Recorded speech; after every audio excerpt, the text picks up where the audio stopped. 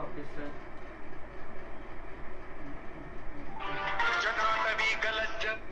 हाँ सर। तपन भाई हो गया अब लाइव? किया है क्या आपने? हाँ अब हो गया सर, अब हो गया। अब हो गया है, चलिए ठीक है। Okay okay, Hariom. दोस्तों नमस्कार, मैं पंकज गुप्ता आपका स्वागत करता हूं। हमारा आज का विषय है वह है प्राणायाम संजीवनी। इसकी श्रृंखला के चौथे भाग में आज राजमाता अहिल्या केंद्र ने मुझे अवसर दिया है। मैं तपन सिसोदिया को बहुत बहुत धन्यवाद प्रेषित करता हूं। मित्रों, कुछ टेक्निकल रीज़न के कारण हम थोड़ा सा लेट कनेक्ट हो पाए, इसलिए आपसे क्षमा चाहते हैं। मित्रों, जब कभी भी बात आती है प्राणायाम की, तो प्राणायाम दो शब्दों से मिलकर बना है। पहला शब्द है प्राण और दूसरा शब्द है आयाम। हम दोनों को अलग अलग परिभाषित करके देखेंगे। प्राण क्या है? कुछ लोग वायु को ही प्राण समझते हैं। क्या वास्तव में वायु और प्राण एक हैं? नहीं। जब मनुष्य अस्पताल के बिस्तर पर होता है, उसे वेंटिलेटर दिया जाता है, तब शरीर में वायु तो होती है, लेकिन यदि उसमें प्राण नहीं हो तो वह शरीर मृत शरीर कहलाता है, वह शरीर शव कहलाता है। यानी प्राण और वायु ये दो अलग अलग तत्व हैं और इनको एक साथ नहीं देखा जा सकता। तो प्राण क्या है? प्राण को परिभाषित कर लिखा गया है, प्राणो वे बलम तत्प्राणम प्रतिष्ठितम। प्राण वह बल है जो प्राण में ही प्रतिष्ठित है। यानी प्राण वह जीवनी शक्ति है जो मनुष्य के शरीर में विद्यमान है। यदि वह जीवनी शक्ति मनुष्य के अंदर है तो मनुष्य के शरीर में सभी प्रकार की चेष्टाएं हो सकती हैं, और यदि हम चाहें तो इस जीवनी शक्ति के लिए हम प्रयास कर सकते हैं, इसको हम नया आयाम दे सकते हैं, इसमें हम वृद्धि कर सकते हैं। तो इस जीवनी शक्ति में वृद्धि करना ही इस प्राणों को आयाम देना कहा जाता है। तो वास्तव में यदि हम आयाम को समझें तो आयाम के तीन घटक हैं। पहला प्राणों की लंबाई, दूसरा प्राणों का विस्तार, और तीसरा बिंदु जो है वह है प्राणों का जागरण। यदि हम आयाम को देखें तो प्राणों की लंबाई, प्राणों का विस्तार और प्राणों का आयाम और प्राणों का जागरण, ये तीनों को हम प्राणायाम के अंतर्गत समाहित कर सकते हैं। यानी यदि हमें परिभाषा देखनी है तो हम किस प्रकार से देखेंगे? हमारे पास दो प्रकार के मत हैं। एक हम राजयोग से लेंगे, दूसरा हम हठयोग से लेंगे। पहला मत जो हम राजयोग से लेते हैं, महर्षि पतंजलि ने कहा है, तस्मिन् सति श्वास प्रश्वासयोर गति विच्छेदाः प्राणायामः। यानी श्वास प्रश्वास की गति को रोक देना। यानी यहाँ पे हमको श्वास प्रश्वास के रोकने पर बल दिया गया है। स्वात्मा राम जी क्या कहते हैं? हठ प्रदीपिका में उन्होंने अपना मत प्रकट करते हुए लिखा है, चले वाते चलम चित्तम निश्चले निश्चलम भवेत ततो स्थाणुत्वम आपनोति ततो वायुम निरोधियेत। वायुम निरोधियेत यानी पुनः श्वास को रोकना। चाहे हम राजयोग का पक्ष लें, चाहे हम हठयोग का पक्ष लें, इन दोनों पक्षों के अंदर श्वास प्रश्वास की गति को रोक देना ही प्राणायाम को परिभाषित करता है। तो आइए हम पुनः लौट करके आते हैं प्राणों के आयाम पर। यानी हमें प्राणों को रोकना है, और प्राणों को रोकने से क्या होगा, उसके हमें तीन आयाम मिलेंगे। पहला प्राणों की लंबाई बढ़ेगी, दूसरा प्राणों का विस्तार होगा, और तीसरा प्राणों का जागरण होगा। यानी यदि हमको प्राणायाम का अभ्यास करना है तो उसमें हमें श्वास प्रश्वास को रोकना अवश्य चाहिए। अब पहले पायदान पर क्या होता है? पहले पायदान पर होता है श्वास प्रश्वास की लंबाई का बढ़ना। जब श्वास प्रश्वास की लंबाई बढ़ जाती है, उसके पश्चात प्राणों को विस्तार दिया जाता है। और जब प्राणों का विस्तार होता है तो हम क्या पाते हैं, इसको स्वात्माराम जी ने परिभाषित कर कहा है, कनीयसी भवेत स्वेदाः कंपो भवति मध्यमे उत्तमे स्थानम आपनोति ततो वायुम निबंधयेत। यहां पर उन्होंने निबंध का प्रयोग किया है। पहले पद में उन्होंने वायुम निरोधियत का प्रयोग किया है। ये दोनों अलग अलग शब्द हैं और इनको अलग अलग मायनों में देखना चाहिए। लेकिन पहले हम चर्चा करेंगे प्रथम स्थिति की, यानी प्राणों की लंबाई जब बढ़ती है तो शरीर में पसीना उत्पन्न होता है। दूसरी स्थिति में जब प्राणों का विस्तार होता है तब शरीर में कंपन उत्पन्न होता है। और तीसरी स्थिति है जब शरीर में प्राणों का जागरण होता है तो प्राण ऊर्ध्वगमन कर सुषुम्ना के मुख में प्रवेश कर ऊर्ध्वगमन करता है और सहस्त्रार पर पहुंच जाता है। यह कुंडलिनी जागरण कहलाता है। यानी स्वात्माराम जी ने जो 3 पक्ष दिए हैं वह 3 पक्ष इसी और इंगित करते हैं कि प्राणों की लंबाई, दूसरे स्तर पर प्राणायाम का विस्तार और तीसरे पायदान पर हमें प्राणों का जागरण करना चाहिए। अब प्राणों की लंबाई बढ़ाने के लिए उन्होंने जिस पद का प्रयोग किया वो था वायुम निरोधियेत, यानी वायु का निरोध, वायु को रोक देना। और दूसरे प्राणों का विस्तार के लिए उन्होंने कहा वायु निबंधियेत। निबंधियेत यानी वायु को बांध देना। वायु को बांध देना अर्थात बंधों का प्रयोग। तो प्राणायाम जब हम करते हैं तो उसके 2 अनिवार्य अंग हैं, पहला कुंभक और दूसरा बंध। तो मित्रों, यहां से हम निकल करके आते हैं, वह देखते हैं कि प्राण वास्तव में है क्या। श्वास का शरीर के भीतर आना और प्रश्वास का शरीर से बाहर जाना, यह कहलाता है पूरक और रेचक। दूसरा अंग जिसको हमने कहा वायु निरोधियत, वायु निरोधियत यानी कुंभक, वायु को रोक देना, यह कुंभक कहलाता है। और चौथा जो अंग है वह है बंध। यदि हम बात करते हैं प्राणायाम के अंगों की तो हमारे पास प्राणायाम के 4 अंग हुए, एक पूरक, दूसरा रेचक, तीसरा कुंभक और चौथा बंध। इस प्रकार से यदि हम काम करते हैं तो हमारे प्राणायाम के 4 अंग होते हैं और इन 4 अंगों के साथ हमें अभ्यास करना चाहिए। लेकिन पहले पायदान पर केवल हमें वायु को रोकना चाहिए और जब प्रथम स्थिति सिद्ध हो जाए तब हमें कुंभक का प्रयोग के पश्चात बंधों का प्रयोग करना चाहिए। ध्यान रहे, मैं पुनः रिपीट करूंगा कि एक बार जब प्रथम स्थिति सिद्ध हो जाए यानी प्राणों की लंबाई बढ़ जाए तब प्राणायाम के विस्तार के लिए हमें बंधों को लगाना चाहिए और बंधों को लगाने का उद्देश्य ही प्राणायाम का विस्तार है। अब वास्तव में है क्या प्राणायाम, क्या है प्राणायाम के पहले हम समझें कि श्वसन क्या होता है। जब हम नासिका से श्वसन भीतर लेते हैं तो वह जाता है फेफड़ों के अंदर। फेफड़ों के अंदर छोटे छोटे वायुकूप होते हैं जिससे ऑक्सीजन जो है वो ब्लड में घुल जाती है और ब्लड में मौजूद कार्बन डाइऑक्साइड अल्वियोलीज में या उन वायुकूपों में लौट के आ जाती है। इसे कहते हैं transportation of oxygen and transportation of carbon dioxide. प्राणों का शरीर के भीतर जाना, इट इज वेंटिलेशन।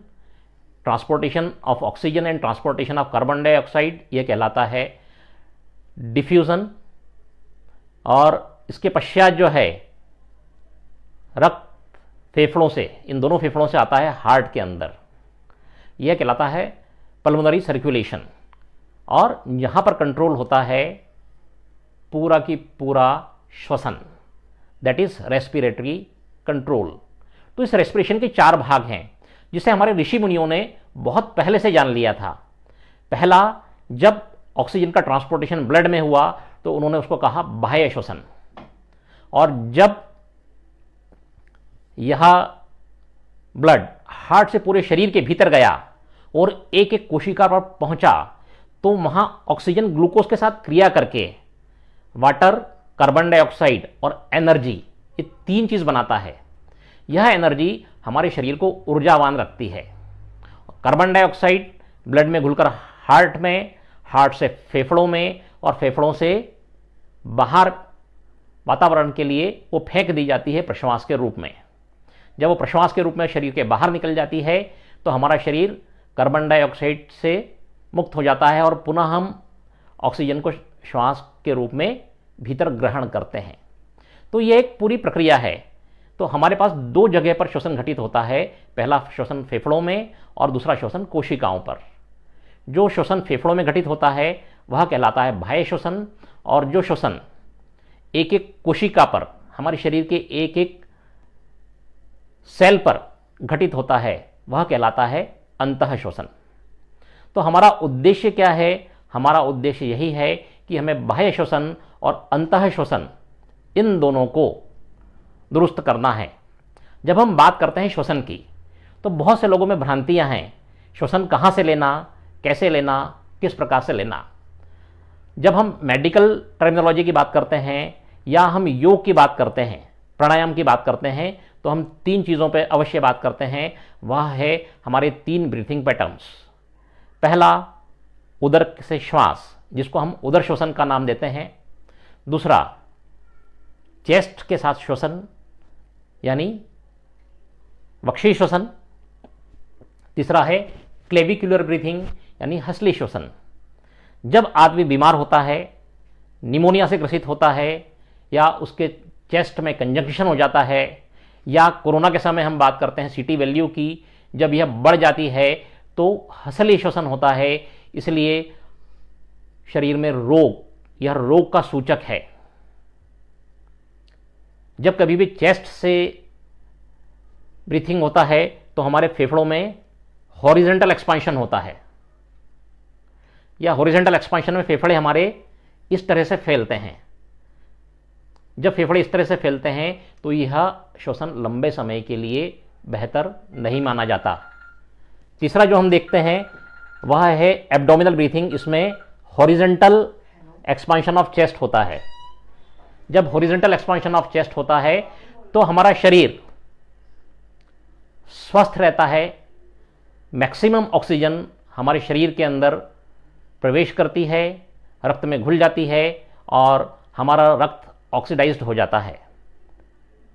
इस प्रक्रिया में अल्वियोलिस की या वायुकूपों की क्षमताएं बढ़ जाती हैं और हमारे फेफड़े अधिक मात्रा में श्वास लेने लगते हैं। और यही हमारा उद्देश्य है कि हम एब्डोमिनल ब्रीथिंग को प्रमोट करें। जब हम प्राणायाम का अभ्यास करते हैं तो हम उसमें एम्फेसिस देते हैं अलग अलग बातों पर। पहला पक्ष जो है उसमें एब्डोमिनल ब्रीथिंग, और कुछ मात्रा में कुछ अंशों के अंदर उसमें हम चेस्ट ब्रीथिंग को भी इंक्लूड करते हैं। अब ऐसा क्यों,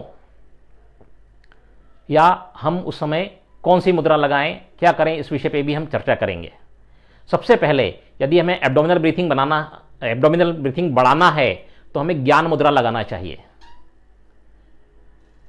यदि हमें चेस्ट ब्रीथिंग बढ़ाना है तो हमें आदि मुद्रा बढ़ाई जाती है, आदि मुद्रा लगाई जाती है। और तीसरा, यदि क्लेविकुलर ब्रीथिंग बढ़ानी है तो ब्रह्म मुद्रा लगाई जाती है। इन तीनों मुद्राओं का प्रयोग अलग अलग है। अब आप कहेंगे जब हम प्राणायाम करते हैं तो प्राणायाम मुद्रा लगाई जाती है। मैं कहूँगा बिल्कुल ठीक बात है। जब हम प्राणायाम मुद्रा लगाते हैं तो इस प्राणायाम मुद्रा से हमारी एब्डोमिनल और चेस्ट ब्रीथिंग दोनों रेगुलेट होती हैं।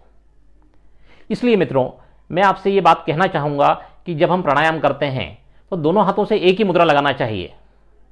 कई स्थानों पर यह देखा गया है कि राइट हैंड से तो हम प्राणायाम मुद्रा लगा रहे हैं और लेफ्ट हैंड से हम ज्ञान मुद्रा लगा रहे हैं। यानी एक व्यक्ति के पास 2 अलग अलग तरह के संदेश जा रहे हैं। एक कह रहा है एब्डोमिनल ब्रीथिंग करो, और दूसरा क्या कह रहा है, एब्डोमिनल ब्रीथिंग भी करो और चेस्ट ब्रीथिंग भी करो। जब ये 2 अलग अलग तरह के संकेत हमारे मस्तिष्क को जाते हैं तो मस्तिष्क में कन्फ्यूजन पैदा होता है। इसलिए जब कभी भी हमें अभ्यास करना है तो दोनों हाथों से एक ही मुद्रा लगाना चाहिए। मित्रों, हमने बात की थी एब्डोमिनल ब्रीथिंग की। तो एब्डोमिनल ब्रीथिंग के लिए हमें किस प्रकार से एब्डोमिनल ब्रीथिंग करनी है, इस विषय पर हम चर्चा करेंगे। सबसे पहले देखिए, सबसे पहले पद्मासन लगा लीजिए, दोनों हाथ कमर के आसपास रखिए, हिप्स को हल्का सा रोल कीजिए और सीधे बैठ जाइए। जब हम सीधे बैठ जाते हैं तो हमारे हिप्स जो हैं उसके नीचे एक आसनास्थि होती है जिसको हम सिटिंग बोन कहते हैं। यह जो सिटिंग बोन है इसको इस्चिकल बोन भी कहा जाता है मेडिकल टर्मिनोलॉजीज में। जब हम इस पर बैलेंस करते हैं, इसके आगे वाले भाग पर बैलेंस करते हैं सिटिंग बोन्स के, तो हमारा स्पाइन जो है it would always be straight, त्रिउन्नत स्थाप्यम समम शरीरम, यानी दोनों घुटने और हमारा जो सिवनी नाड़ी वाला भाग है वो ज़मीन के नज़दीक आ जाता है और इस प्रकार हमारा शरीर इन तीन चीज़ों पर स्थिर हो जाता है। इसलिए श्वेताश्वतर में कहा गया है त्रिउन्नत स्थाप्य समम शरीरम। तो हमें कैसे बैठना चाहिए? प्राणायाम के लिए बैठने की अवस्था है और पतंजलि ने इसके लिए शब्द का प्रयोग किया है तस्मिन सति, यानी यदि हम प्राणायाम कर रहे हैं तो बीच में हमको पैरों को खोलने की आवश्यकता नहीं पड़ना चाहिए। आपको लगता है कि सब मैं पैर खोल लूँ, इस तरह से पटक लूँ, नहीं, नेवर। ना पैर को खोलना है, ना पैरों को इस तरह से पटकना है या पैरों को इस तरह से हिलाना है, इस तरह से कुछ भी नहीं करना चाहिए। हमें केवल और केवल स्थिर होकर बैठने का अभ्यास करना चाहिए, यानी प्राणायाम के अंदर हमें स्थिर ही बैठना है। अब हम अगली बात करते हैं, वह है कि हम एब्डोमिनल ब्रीथिंग कैसे करें। एब्डोमिनल ब्रीथिंग के लिए आपको केवल और केवल पेट में श्वास लेनी है और जो आपको मुद्रा लगानी है वह है ज्ञान मुद्रा, क्योंकि ज्ञान मुद्रा एब्डोमिनल ब्रीथिंग को प्रमोट करती है। इसके बाद आप पेट में श्वास भरना है, पेट से पूरी प्रश्वास बाहर निकालना है। श्वास भरते हुए पेट बाहर, प्रश्वास छोड़ते हुए पेट पूरा अंदर। श्वास भरते हुए पेट पूरा बाहर, प्रश्वास करते हुए पेट पूरा अंदर। श्वास भरते हुए पेट पूरा बाहर, प्रश्वास करते हुए पेट पूरा अंदर। जब हम इस तरह से ब्रीथिंग करते हैं तो हमारा एब्डोमिनल ब्रीथिंग सही हो जाता है। और आज इस कोरोना के अंदर हमने एक 36 मिनट्स का एक पैक तैयार किया है। उस पैक में भी हमारा जो पहला आसन है वह यही एब्डोमिनल ब्रीथिंग है, यानी इसका महत्व कितना अधिक है। यदि हमारा श्वसन ठीक नहीं होता तो हमने शरीर से जो भी क्रिया की जाती है वह प्राणायाम नहीं मानी जाती। इसलिए हमारा जो पहला टारगेट है वह है हमारी एब्डोमिनल ब्रीथिंग, उसको करेक्ट करना। और जब हमारी एब्डोमिनल ब्रीथिंग करेक्ट हो जाए तो हम दूसरे स्तर पर अपने फेफड़ों की कैपेसिटी को एनहेंस करते हैं। ऐसा कहा जाता है कि एक सामान्य मनुष्य एक बार में 5 हाँ।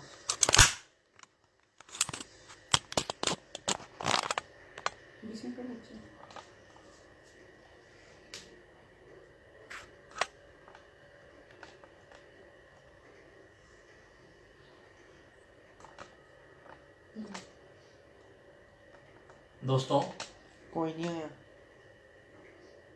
हाँ कोई बात नहीं, पहुँच ये हो गया। दोस्तों, मैं क्षमा चाहूँगा आपसे, बीच में इंटरप्शन हो गया था, मोबाइल बहुत ज़्यादा हीटअप हो गया था जिसके कारण वो बंद हो गया। अब हम पुनः इस सेशन को चालू कर रहे हैं। हम चर्चा कर रहे थे उदर श्वसन की, और उदर श्वसन के बाद हम देख रहे थे श्वसन क्षमता को बढ़ाने का अभ्यास। तो हमने पहला देखा उदर श्वसन, जिसमें हमने एब्डोमिन से श्वास लेना और उससे प्रश्वास को छोड़ना, इसके लिए स्वयं को प्रशिक्षित किया। दूसरे स्तर पर हम जा रहे हैं जिसमें हम अपनी लंग्स की कैपेसिटी को बढ़ा रहे हैं। लंग्स की कैपेसिटी को बढ़ाने के लिए हम जो श्वास लेते हैं उसका नाम है सहित श्वसन। सहित श्वसन से मतलब तात्पर्य यह है पेट में श्वास भरना और भरना और और और और टुकड़ों टुकड़ों में जब श्वास ली जाती है और जब पूरी श्वास फेफड़ों में भर जाती है तो श्वास को रोककर धीरे धीरे प्रश्वास, पुनः श्वास भरना और टुकड़ों टुकड़ों में श्वास लेकर के पूरी श्वास को भीतर रोक लेना। यह हमारा टारगेट होता है। जब पूरी श्वास फेफड़ों में भर जाती है तो पुनः आंतरकुंभक किया जाता है और धीरे धीरे प्रश्वास की जाती है। यह कहलाता है सहित श्वसन। अगली चीज़ है कपालभाति। कपालभाति के लिए हमें क्या करना है, दोनों हाथों से ब्रह्म मुद्रा लगा लेनी है और यहां पर हमको नाभि से स्ट्रोक देना है, पेट के ऊपर।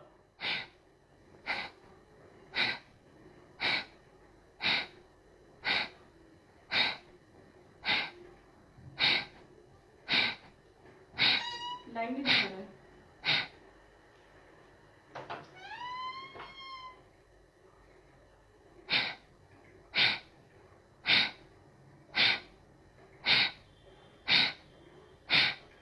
इस तरह कपालभाति करने से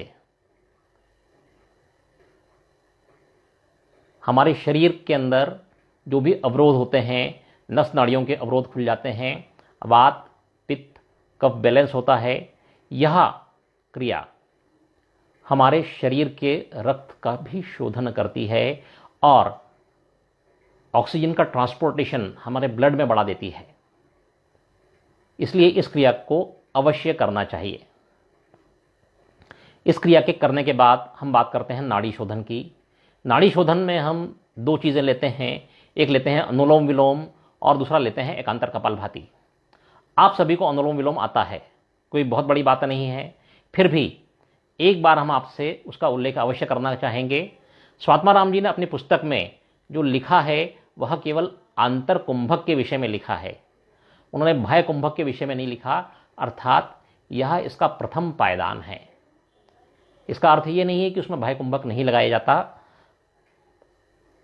अनुलोम विलोम में बाह्य कुंभक का भी प्रयोग होता है, लेकिन एक बार आंतर कुंभक सिद्ध होने के पश्चात बाह्य कुंभक का प्रयोग उसमें होता है और जब बाह्य कुंभक का प्रयोग हो जाए तो उसके पश्चात उसमें बंधों का प्रयोग प्रारंभ किया जाता है। तो आइए हम हठ प्रदीपिका के अनुसार अनुलोम विलोम को समझेंगे। दोनों हाथों से प्राणायाम मुद्रा लगा लेंगे, लेफ्ट से भीतर लेना है,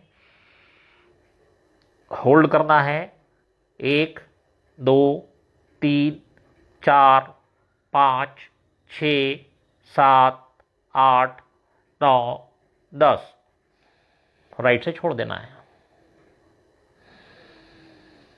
राइट से भीतर लेना है, होल्ड करना है, 1 2 3 4 5 6 7 8 9 10, लेफ्ट से छोड़ देना है। यह कहलाती है अनुलोम विलोम नामक क्रिया। इस क्रिया के अंदर लेफ्ट से लेकर रोकना है, फिर राइट से छोड़ देना है और राइट से ही लेना है, भीतर रोकना है और लेफ्ट से छोड़ देना है। यह क्रिया, ये जो क्रिया है इसमें केवल और केवल आंतर कुंभक का अभ्यास जोड़ा गया है, इसमें बाह्य कुंभक का अभ्यास नहीं जोड़ा गया है। अगले स्तर पर हम देखते हैं वह है एकांतर कपालभाति। एकांतर कपालभाति कुछ कुछ कपालभाति और कुछ कुछ अनुलोम विलोम की क्रिया जैसी है। इसमें एक बार लेफ्ट नोस्ट्रल से कपालभाति का अभ्यास होता है, अगली बार में राइट नोस्ट्रल से, फिर लेफ्ट नोस्ट्रल से और फिर राइट नोस्ट्रल से। एक बार आप देख लीजिए।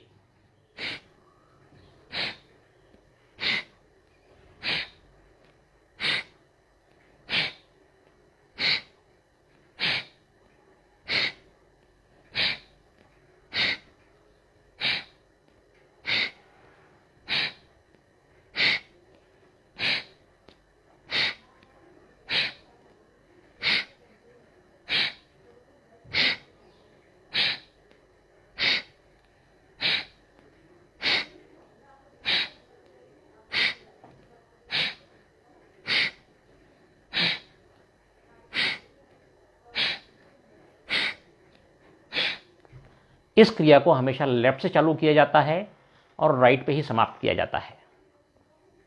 अनुलोम विलोम के बारे में भी यही मत है। अनुलोम विलोम को भी हमेशा लेफ्ट से चालू किया जाता है और लेफ्ट पे ही समाप्त किया जाता है।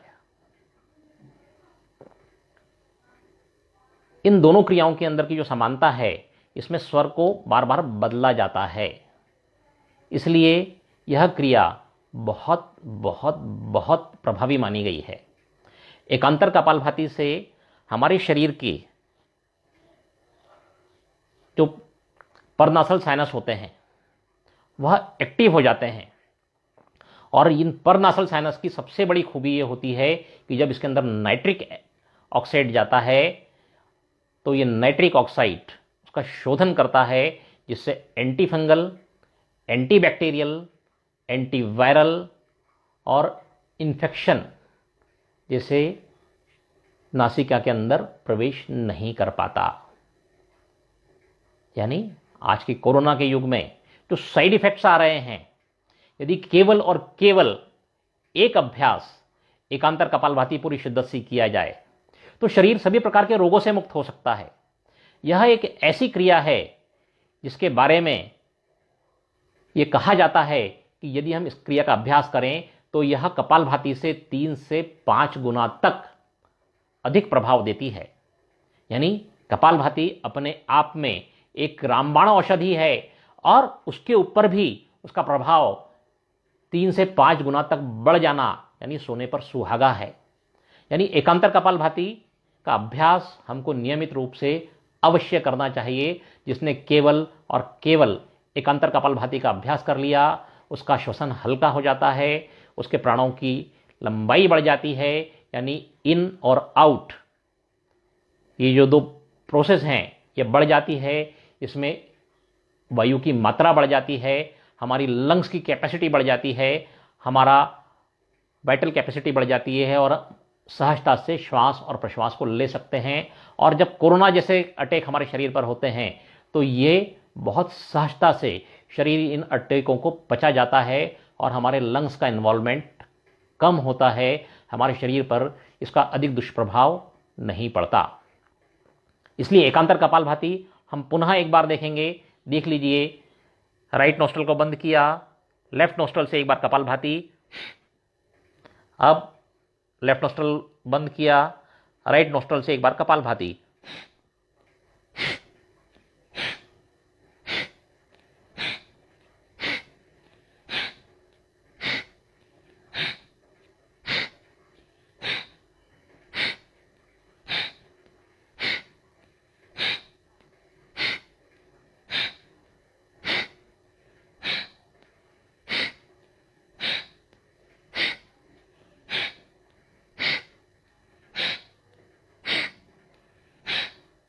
राइट पर आकर क्रिया को समाप्त कर दिया।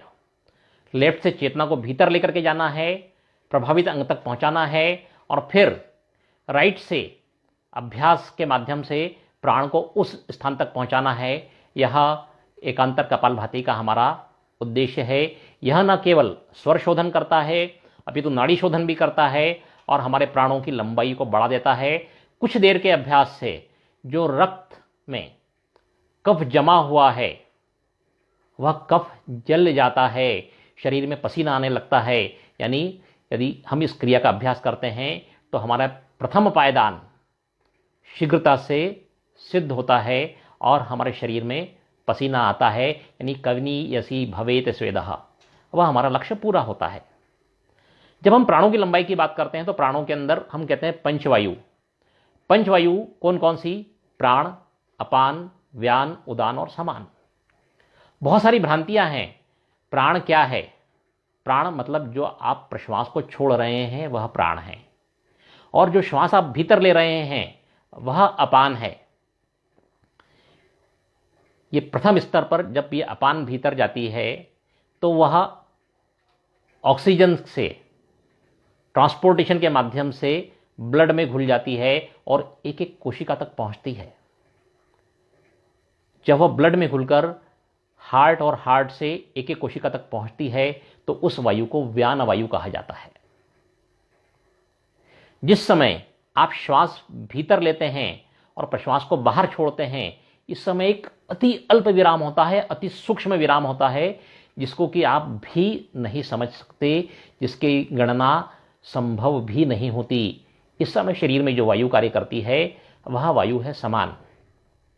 और जब हम कुंभक का अभ्यास करते हैं तो ये अंतर बढ़ता है, और जब ये अंतर बढ़ जाता है तो वायु का विस्तार, यानी समान वायु का विस्तार ही उदान कहा गया है।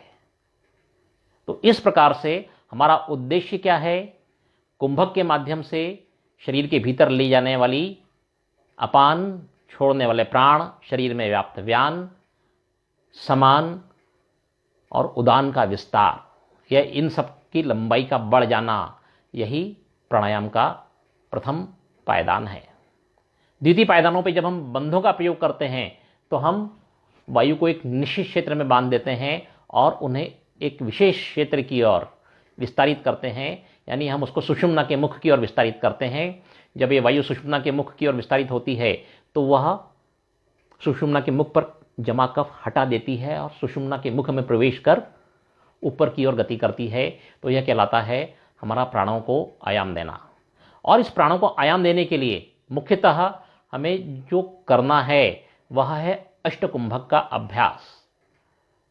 पहला जो है हमारा सूर्यभेदी,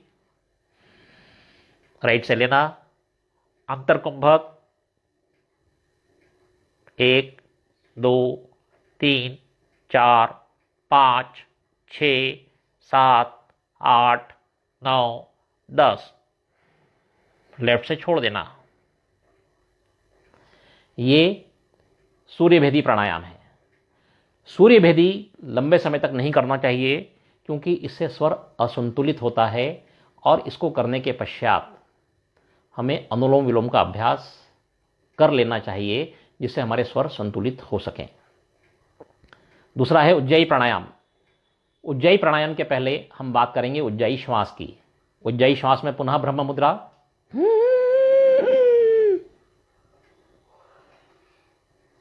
वायु फेफड़ों के अंदर, अंतर कुंभक और प्रश्वास बाहर। यानी हमें क्या करना है, कर्ण से नीचे की जो श्वास नली है जिसको हम ट्रेकिया कहते हैं, उस ट्रेकिया को स्क्वीज करना है। तो जब हम श्वास भीतर लेंगे तो ट्रेकिया जब स्क्वीज होगा तो उसमें से एक ध्वनि सी उत्पन्न होगी। उस ध्वनि को हमें अनुभूत करना है, और वह घर्षण की ध्वनि जो स्वर उत्पन्न करेगी वह स्वर कहलाता है उज्जाई। और श्वास को भीतर लेकर के फिर लेफ्ट स्वर से प्रश्वास, यानी कुंभक और कुंभक के पश्चात प्रश्वास। आइए हम प्रारंभ करें।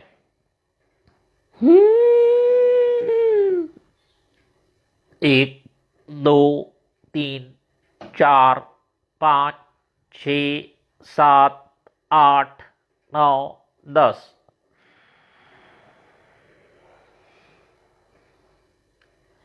लेफ्ट से रेचन। तो ये कुंभक जो हैं, पूरे की पूरे 8 कुंभक आपको हठ प्रदीपिका की पुस्तक में मिलते हैं।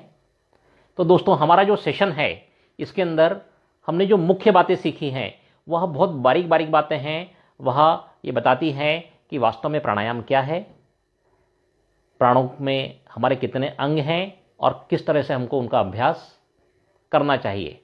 तीसरे पायदान पर हम बात करते हैं शीतली और शीतकारी की।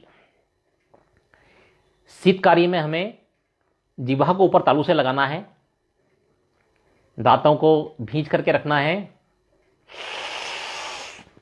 श्वास को अंदर खींचना है और फिर नासिका से प्रश्वास छोड़ना है। एक भ्रांति जो मैं आप सबको स्पष्ट करना चाहूंगा, सूर्यभेदी और उज्जाई ये उष्ण प्रकृति के प्राणायाम हैं। इससे रक्त में ऊष्मा बढ़ जाती है। बहुत से लोग कहते हैं साहब शीतकारी प्राणायाम, शरीर ठंडा हो जाएगा। नहीं दोस्तों, शीतली से ठंडा होता है शरीर, शीतकारी से हमारे शरीर की अल्कलाइन वैल्यू बढ़ती है। यानी जब शरीर के अंदर अल्कलाइन वैल्यू बढ़ेगी तो शरीर की पीएच वैल्यू बढ़ेगी, शरीर की एसिडिक नेचर कम हो जाएगा और शरीर के अंदर यदि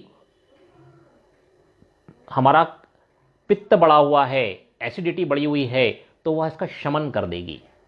इसलिए शीतकारी जो है वह अल्कलाइन नेचर को बढ़ावा देती है, और शीतकारी के पश्चात शीतली जीवा को मोड़कर जब हम परनाले से श्वास को भीतर खींचते हैं तो वो हमारे शरीर के भीतर शीतलता को बढ़ा देती है।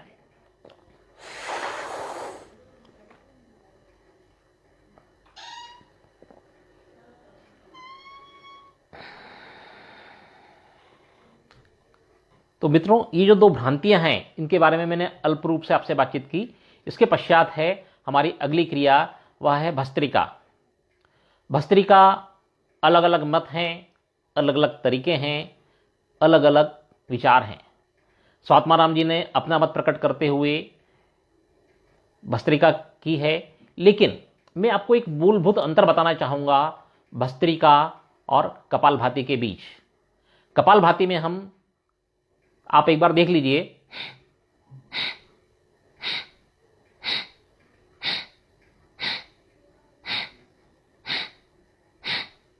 इसमें केवल बाहर श्वास छोड़ने की आवाज आ रही है। जब हम कपालभाति करते हैं तो उसमें छोड़ने और लेने दोनों की आवाज आती है।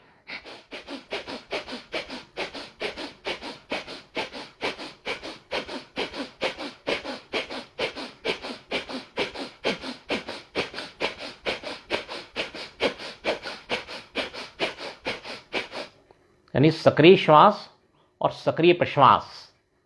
कपालभाति में सक्रिय प्रश्वास और सक्रिय श्वास ये दोनों चीजें ली जाती है, और कपालभाति में केवल सक्रिय प्रश्वास की जाती है और सहज श्वास ली जाती है। ये एक मूलभूत अंतर है कपालभाति और भस्त्रिका में। आइए, हम एक रविशंकर जी ने बहुत अच्छी क्रिया सिखाई है जिसको हम कपालभाति कहते हैं। उनके कपालभाति करने का तरीका नए साधकों के लिए बहुत अच्छा है, उस विषय पे हम चर्चा करेंगे।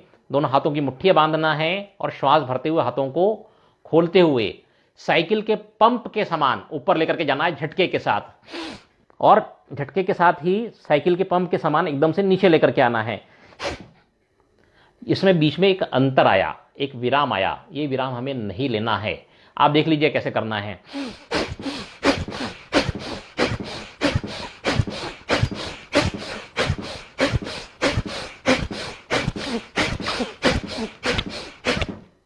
श्वास लेना और छोड़ना ये दोनों कपालभाति क्रिया के अंतर्गत आते हैं।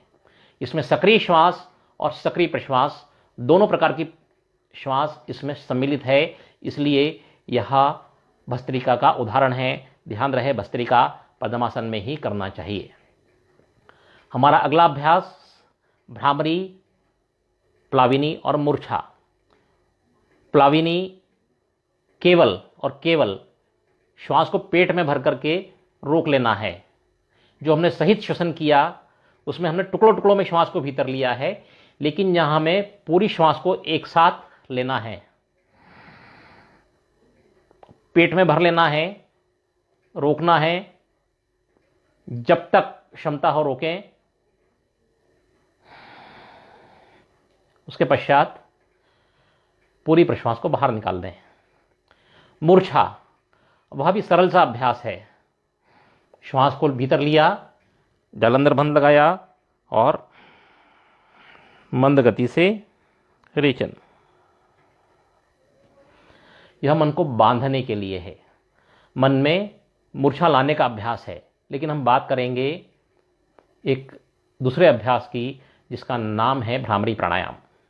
भ्रामरी प्राणायाम में बहुत अलग अलग मत हैं। हम एक सहज सामान्य मत की बात करेंगे। दोनों हाथों की उंगलियों को कान में डालेंगे, श्वास को भीतर भरेंगे,